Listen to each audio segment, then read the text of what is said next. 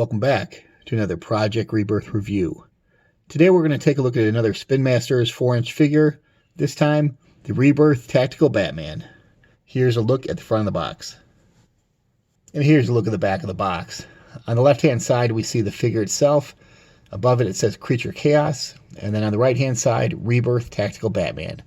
Alright, let's get this box opened up and take a look at the figure. Alright, let's take a look and see what we got. Pull the tab here.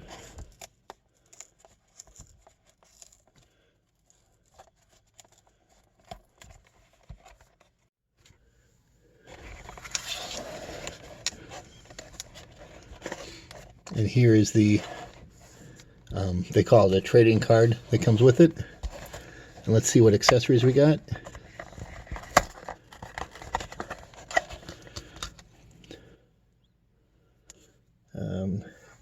Perhaps some kind of glider for his back.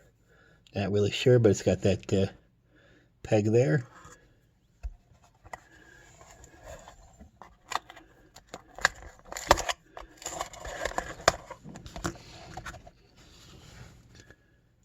Some type of gun. I believe it's a sonic blaster to combat Man-Bat.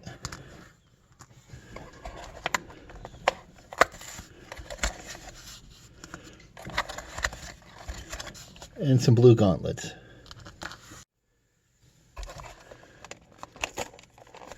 Now you can get the figure out.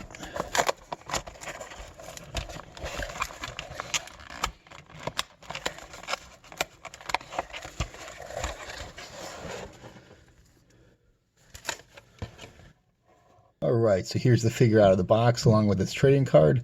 Let's take a quick look at articulation. Figure's head can rotate all the way around 360. Arms can extend to above 90 degrees. Bend at the elbow to 90 degrees. Rotate at the shoulder. No movement at the waist. There is a thigh cut. Bend at the knee to approximately 90 degrees. And finally the figure can do the splits.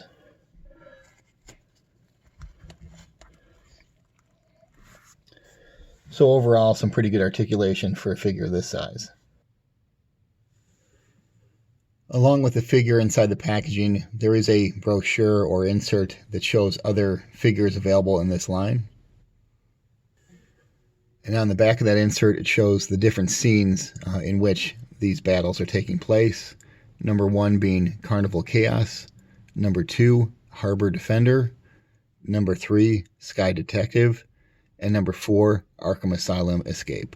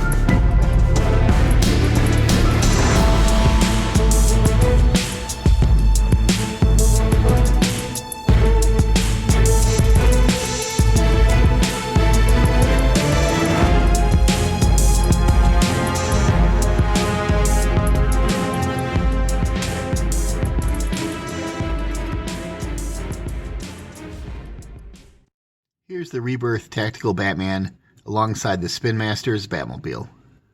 Here is the figure alongside the Bat Cycle from Spin Master. That was part of a 2-piece set with Clayface. Here's the Tactical Rebirth Batman amongst some other 4-inch Batman figures. So here's my final thoughts with regard to Spin Master's Rebirth Tactical Batman. With regard to the figure itself, I think the figure is outstanding. I really like the look and design of the figure. The only issue I have with, and it'd be all the Spin Masters figures I've seen so far, is the accessories. Here they've taken great pains to make a really cool looking, fantastic looking figure, and then they pair it with some really bizarre accessories. And I know other YouTubers seem to be excited about these. Quite frankly, I'm just not. I don't mean to be a downer.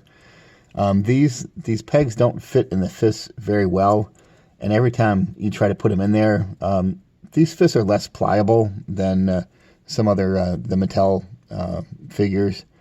So this bends and it feels like that's going to snap off. And this looks kind of cool in photographs, but by far it's the coolest of the accessories. And the problem I really have here is this seems comically oversized in the figure's hands, almost like a clown wearing oversized shoes. It really stands out as something bizarre and almost silly looking. And I can show you a couple pictures, but I would propose that this is scaled to a 6-inch size figure, and it's being paired with a 4-inch figure. So I'll show you those photographs now.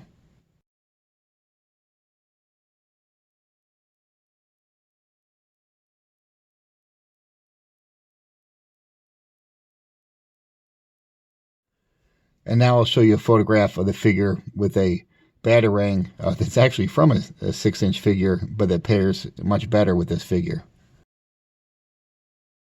So, while I'm not thrilled with the accessories, a lot of times, even with the old Batman missions, and man, do I ever miss that line, sometimes you get what I'd call throwaway accessories. And I know that Spin Masters is taking the opposite approach and putting different accessories in with figures and trying to make you almost want to buy extra figures to collect certain accessories. And maybe that might work for little kids, but I hope that the adult collectors out there aren't going to buy multiple figures just to get the rare accessory. But if that's something you enjoy, then hey, absolutely go for it. But for me, the accessories are a bit of a letdown, but more than made up for by a cool figure. The price point at $8 or $9, I forget which at Target, I think it might be $8.99 or $7.99, is a bit high for this. Personally, if it was $5 or $6, I'd pick up a lot more of them than I would at $7 or $8.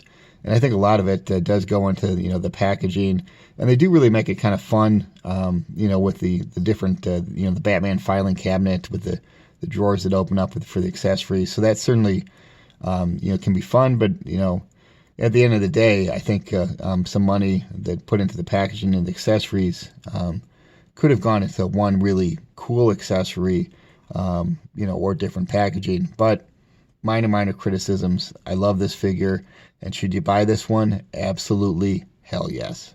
Thanks for watching, and I'll see you in the next Project Rebirth review, and more reviews of the McFarlane figures and Spin Master figures to come.